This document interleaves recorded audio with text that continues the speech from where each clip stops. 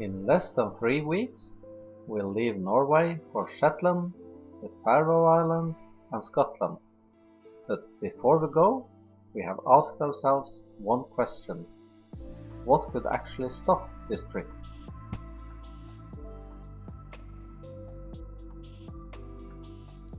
Welcome back to the channel.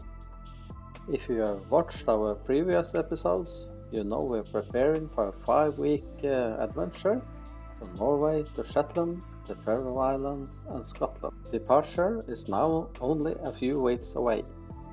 Over the last months, we've upgraded the boat, serviced the engine and repaired as much as we can.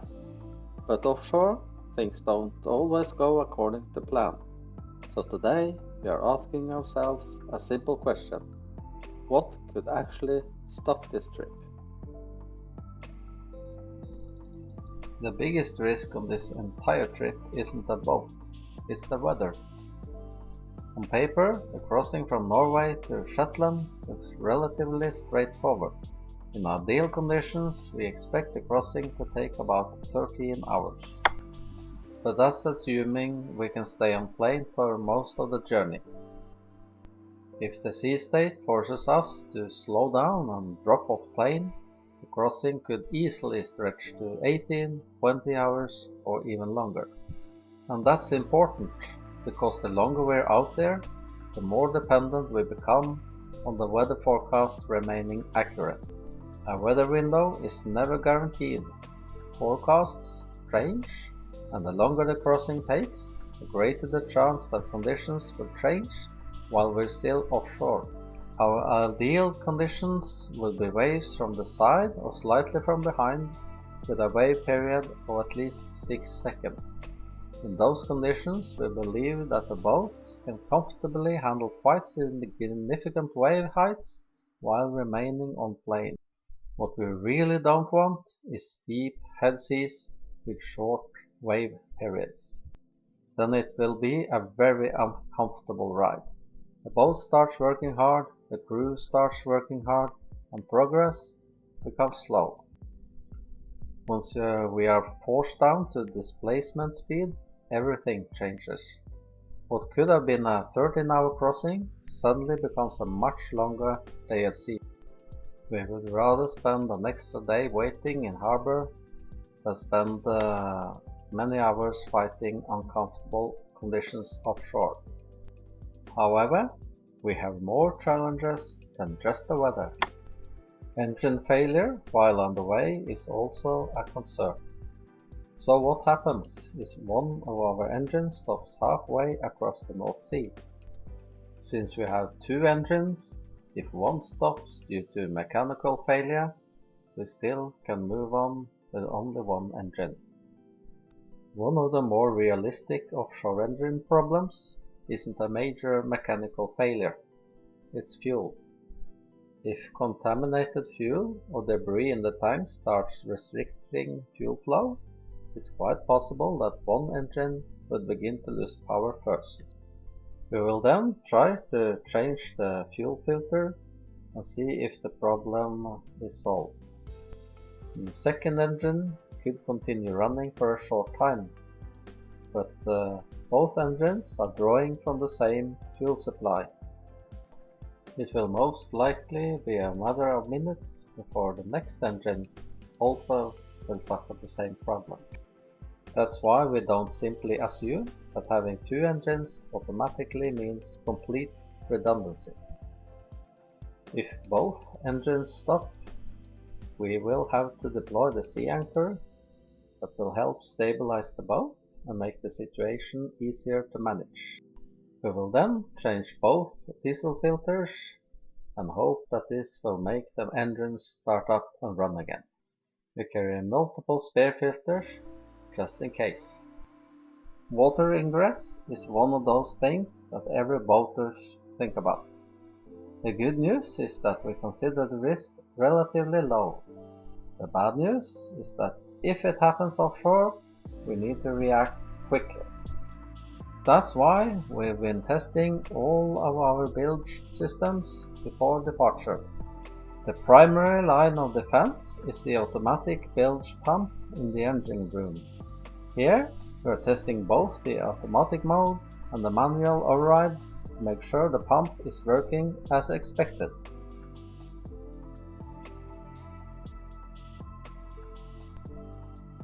If we lose electrical power or if the automatic pump can't keep up, we also have a manual bilge pump. This gives us an independent backup system. It's simple, but simple systems are often the most reliable. During testing, we are not only checking that it pumps water effectively, we are also inspecting the pump itself. One of the most common failure points is the rubber bellows. Over time, it can become brittle, crack, or develop leaks. A damaged bellows can significantly reduce pumping capacity or render the pump useless when it's needed the most. We also have a high water alarm installed. If the water level rises beyond what we consider normal, the alarm gives us an immediate warning. Here we are testing the alarm to make sure it's working properly before departure. The alarm can also be acknowledged and silenced. The warning has already done its job by getting our attention. Once we are investigating the situation, it's useful to be able to stop the continuous alarm while we troubleshoot the problem. None of these systems prevent water from entering the boat. What they do is buy us time. Time to find the source of the problem. Time to stop the leak. And time to make good decisions.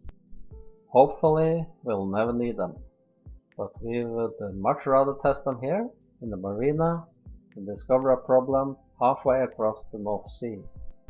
One of the risks that's difficult to prepare for is floating debris. Logs, ropes, fishing gear, pallets or other large objects can drift far ashore, and sometimes you simply don't see them until it's too late. At cruising speed, the closing speed is high, and especially in waves or reduced visibility, there may be very little time to react. In the best case, it's just a scare. In the worst case, an impact could damage a propeller, a stern drive, or even the hull itself. A damaged stern drive could leave us with reduced propulsion, while significant hull damage could lead to water ingress. If we hit something, the first priority is to assess the situation. Is the boat still maneuverable? Are both engines operating normally? Is there water entering the boat? Is the steering system functioning correctly?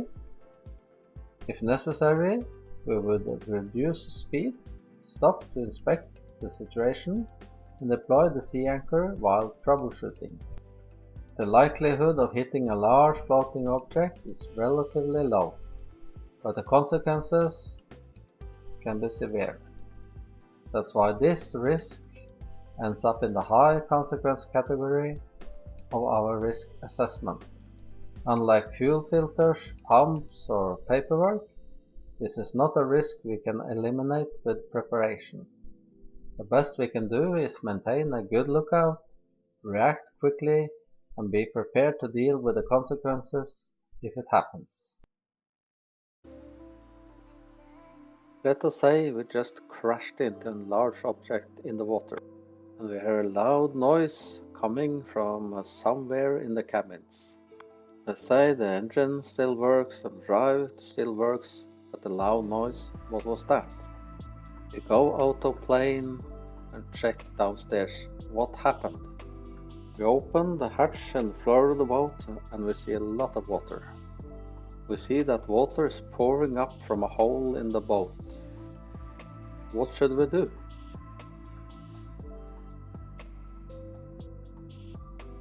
Luckily, I have in advance prepared a pump. The pump has a 5-meter hose connected to it. To power the pump, I have 10 meters of wire.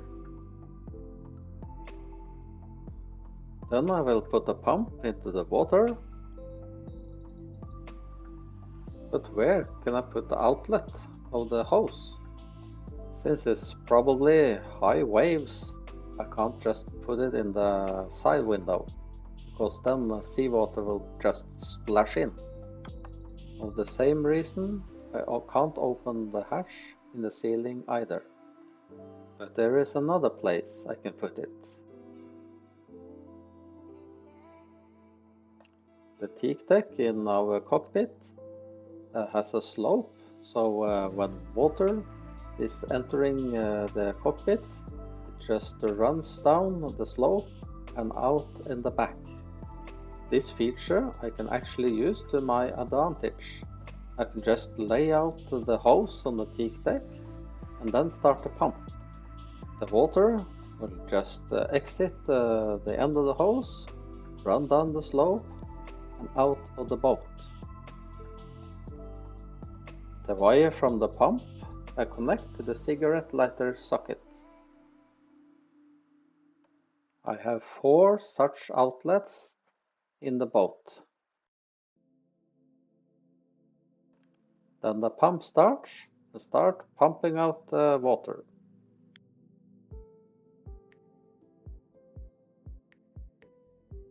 And you can see the water runs out of the hose and out of the boat. And now it's empty of water. And I just bought myself time to think about how to fix the damage. I have also a similar second pump. It has the same setup, 5 meters of hose and 10 meters of wire. This is a Rule 500 pump with inbuilt automatic function. This pump stops when the water level is low, and it starts again when it feels that water level is rising. So this pump is very useful if I still have a leak that is not very much, but it will then start when the level is rising again automatically. I tested this pump in the same way as the first one. I had still 2 more compartments filled with water.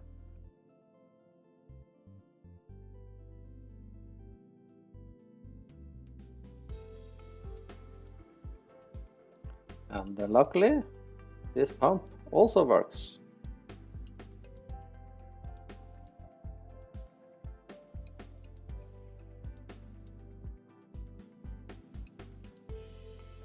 The water runs out of the back of the boat.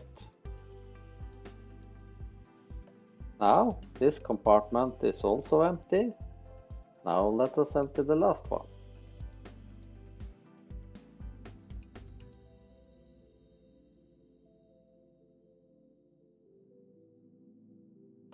And the last of the water pumps out of the boat.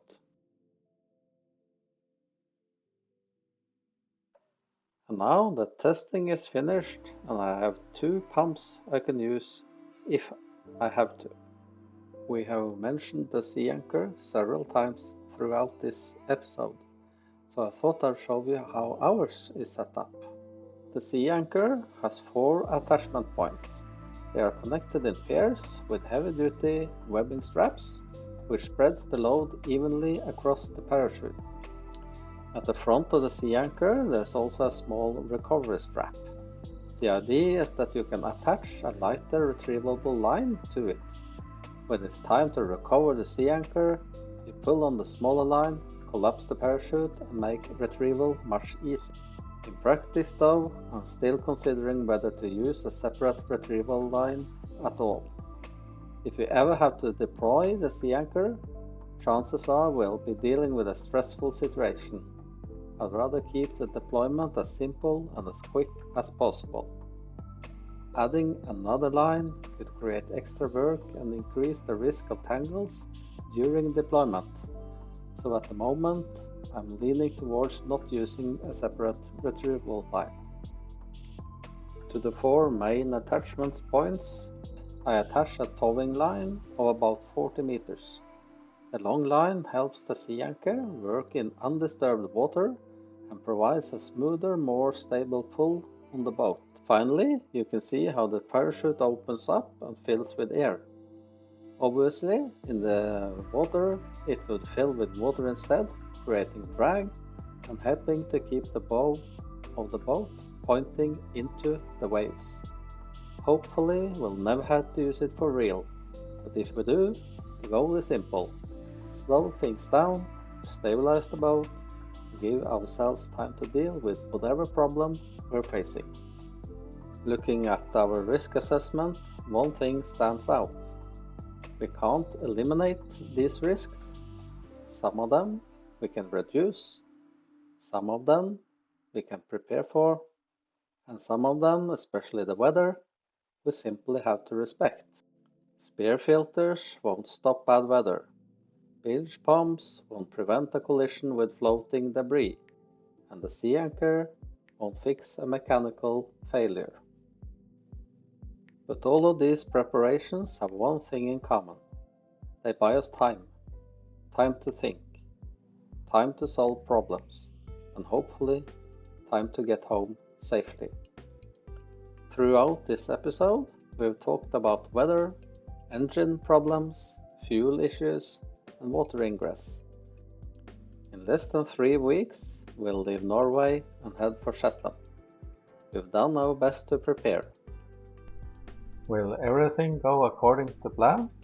Probably not, but we think we are ready.